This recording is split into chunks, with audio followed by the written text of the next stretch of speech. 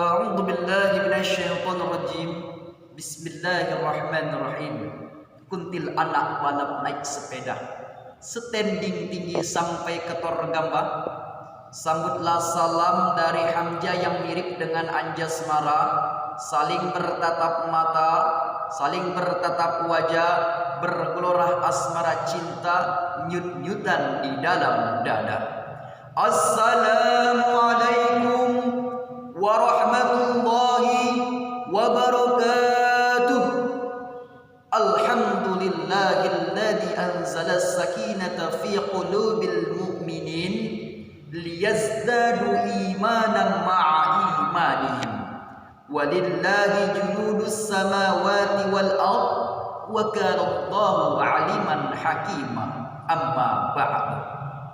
Yang terhormat Dewan Juri yang adil dan bijaksana yang Allah muliakan, baginda Rasulullah SAW bersabda, diterangkan di dalam kitab Mukhtarul Hadis, arba'un man u'tiyahunna faqad u'tiya khairat dunya wal akhirah.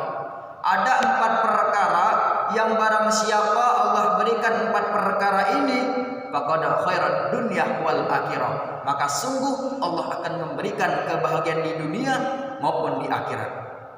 Qalban syakiran, yang pertama hati yang senantiasa bersyukur kepada Allah Subhanahu wa taala.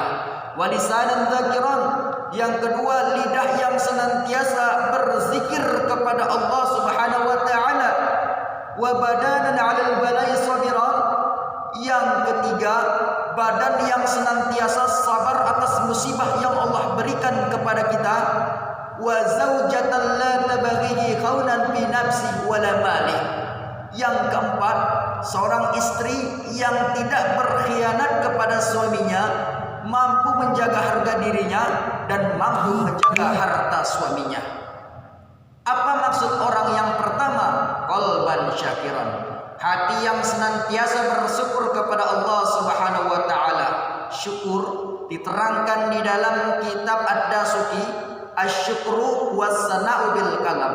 Syukur dianya adalah pujian dengan ucapan. Ucapan apa?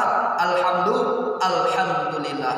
Allah berfirman di dalam Al-Quran surah Ibrahim ayat ke-7, surah yang ke-15, la in syakartum la azidannakum wa la in kafartum inna 'adzabi lasyadid.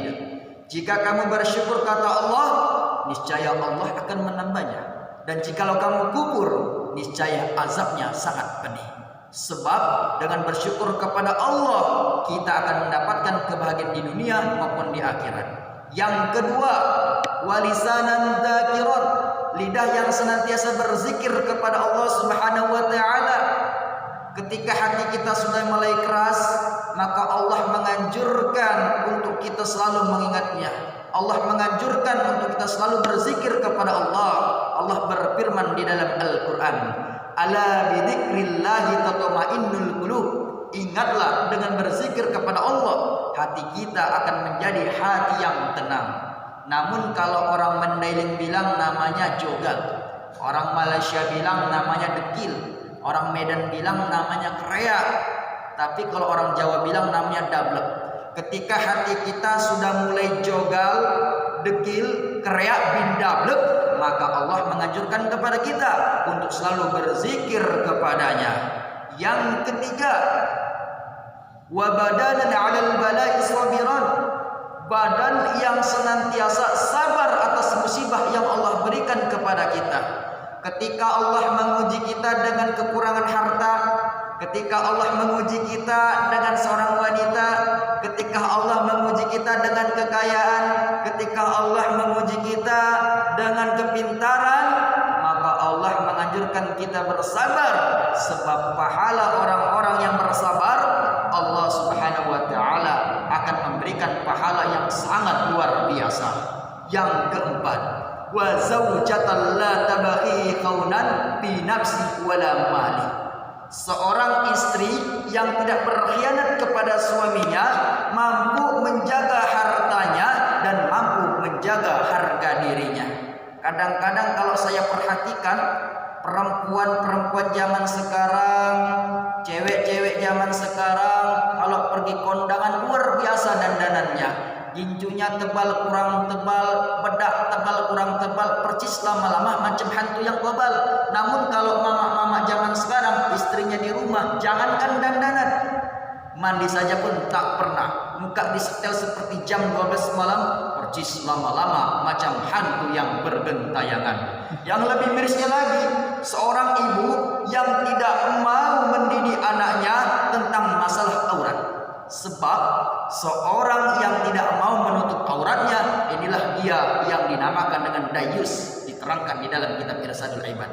Rasul bersabda, Allah akan mengharamkan masuk ataupun mencium surga bagi orang-orang yang dayus. Apakah dayus itu?